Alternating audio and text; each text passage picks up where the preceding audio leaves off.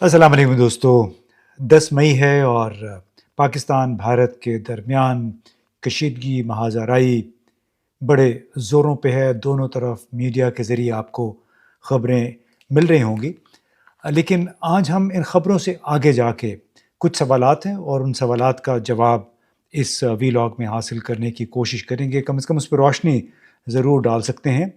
3 4 5 lines ہیں. وہ کیا ہیں کہ کیا امریکہ نے بھارت کے ساتھ ہاتھ کر دیا ہے؟ وہ کیسے؟ اس کی وضاحت بعد میں کروں گا. چین ابھرتی ہوئی سپر پاور نے خود کو ریلیونٹ کرنے کے لیے پاکستان میں کیا کچھ کیا ہے اور افغانستان کے ساتھ کس طرح انگیج کر رہا ہے آج کے دن، یعنی آج 10 مئی کے دن کابل میں کیا ہو رہا ہے.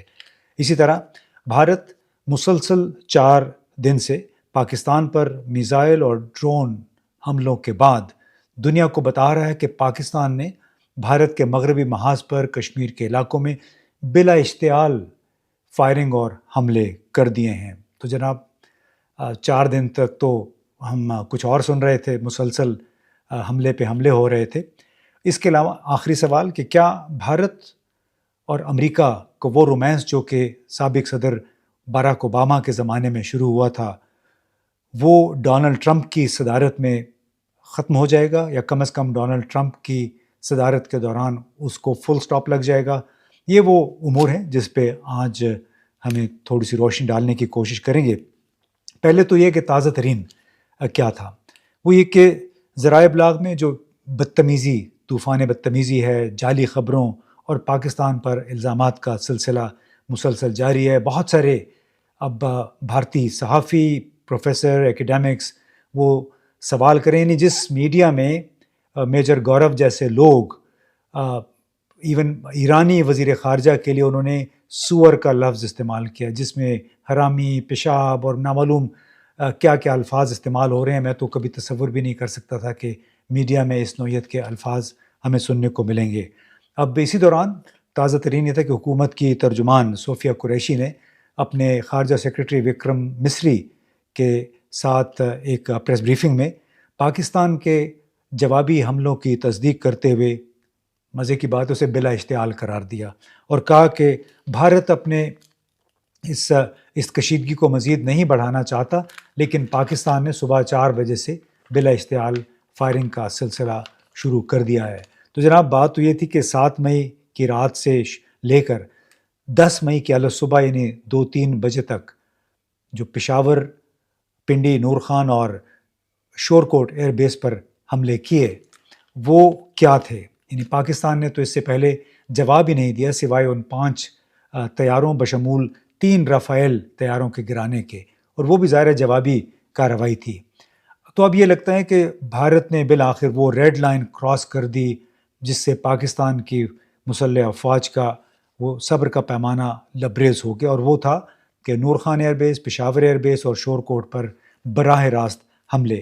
اب جواب کیا تھا اس کا ذکر پاکستان کی فوج کے ترجمان نے تو کر دیا تھا کہ جب ہمارا جواب ہوگا تو نظر بھی آئے گا. وہ پھر صبح 4 بجے وہ جواب دیا گیا، اور وہی جواب تھا جس کا ذکر، جس کی تصدیق پھر بھارتی فوج کی ترجمان صوفیہ قریشی نے کی. اور انہوں نے ساتھ میں یہ بھی کہا کہ پاکستانی فوج نے مغربی محاذ پر artillery, drones, loitering ammunition, high speed missile اور بہت کچھ استعمال کیا، اور اس کے نتیجے میں سری نگر، ادھم پور اور اونتی پور کے فوجی اڈوں پر حملے کیے، اسے نقصان پہنچایا. اب یہ اس نوعیت کی ایک تصدیق تھی کہ جس کے بعد کانگریس کے ایک رہنما ہیں تیجسوی پرکاش، انہوں نے بھی تصدیق کی کہ سسرا ایئر بیس تباہ ہو گیا ہے. یہ ہریانہ میں ہے، بٹنڈا کے قریب.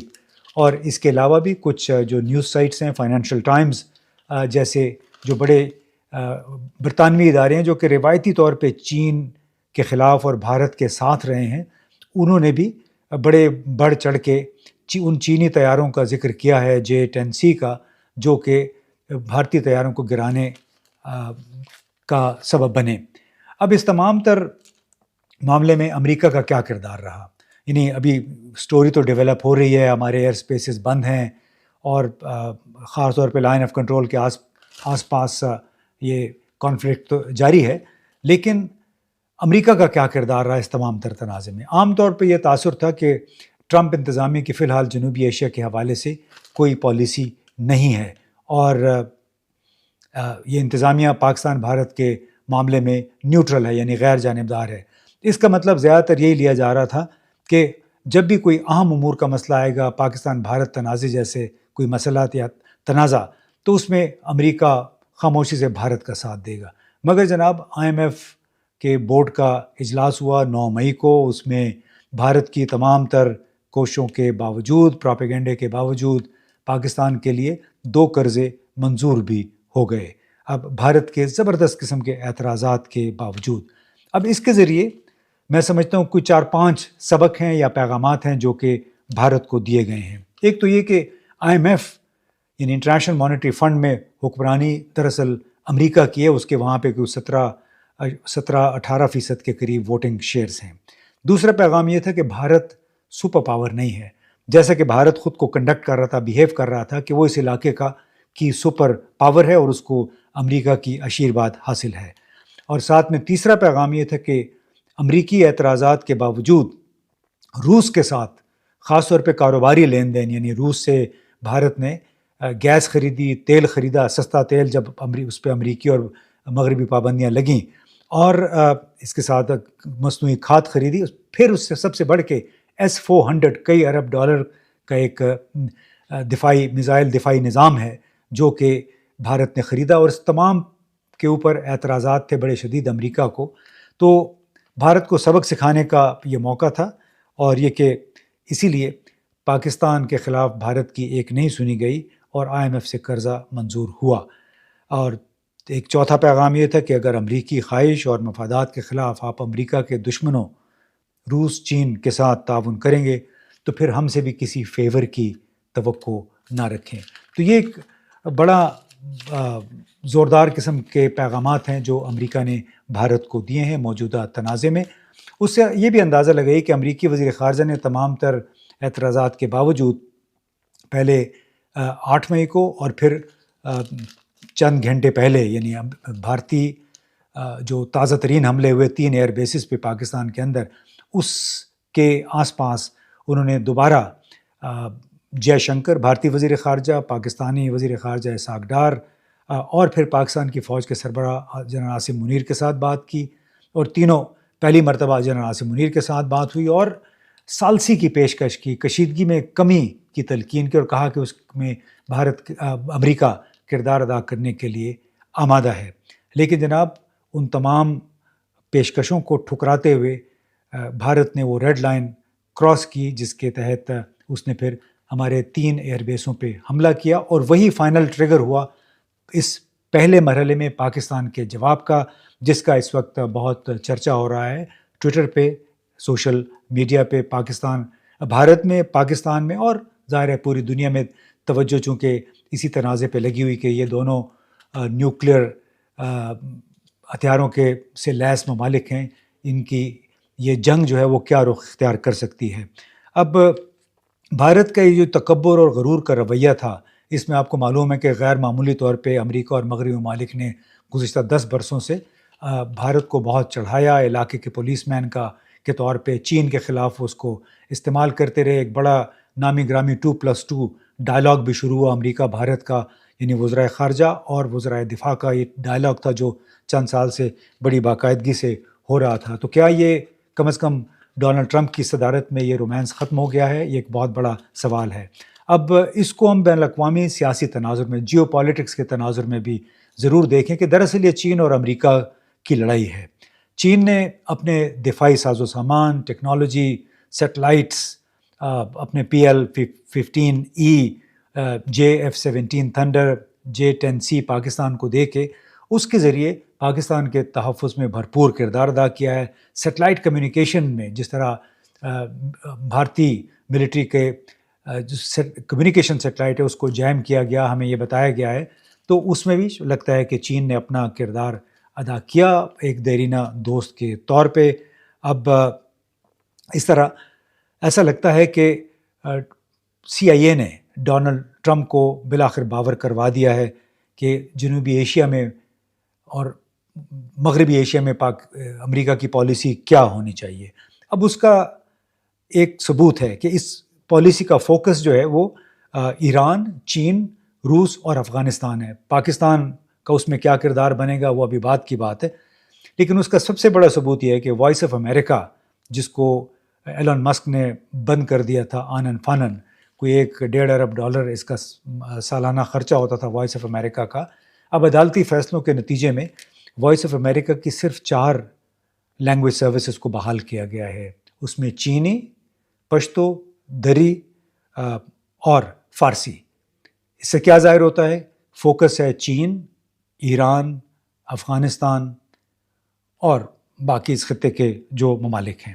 تو یہ یعنی فارسی، دری، پشتو اور چینی زبانوں میں ان کے ویب سائٹ پہ ویب سٹوریز جو ہیں ان کا اجرا شروع ہو گیا ہے. یعنی ان چاروں ملکوں پہ امریکہ نے کڑی نظر رکھنی ہے، اور اس علاقے میں کسی بھی ملک کے ساتھ امریکہ کی انگیجمنٹ کا پیمانہ جو ہوگا وہ یہ ہوگا کہ اس ملک کے ان چاروں ملکوں کے ساتھ تعلقات کیسے ہیں.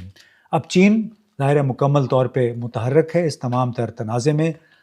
وہ کیسے کہ پاکستان کے ساتھ تو انہوں نے 3-4 دن سے جو ہمکاری کر رہے تھے، جو مدد کر رہے تھے وہ کر دی، لیکن چین کے افغانستان کے لیے خصوصی نمائندہ وی شیاؤ ینگ اس وقت کابل میں ہیں. پاکستان کے خصوصی نمائندہ برائے افغانستان محمد صادق وہ بھی افغانستان میں ہیں.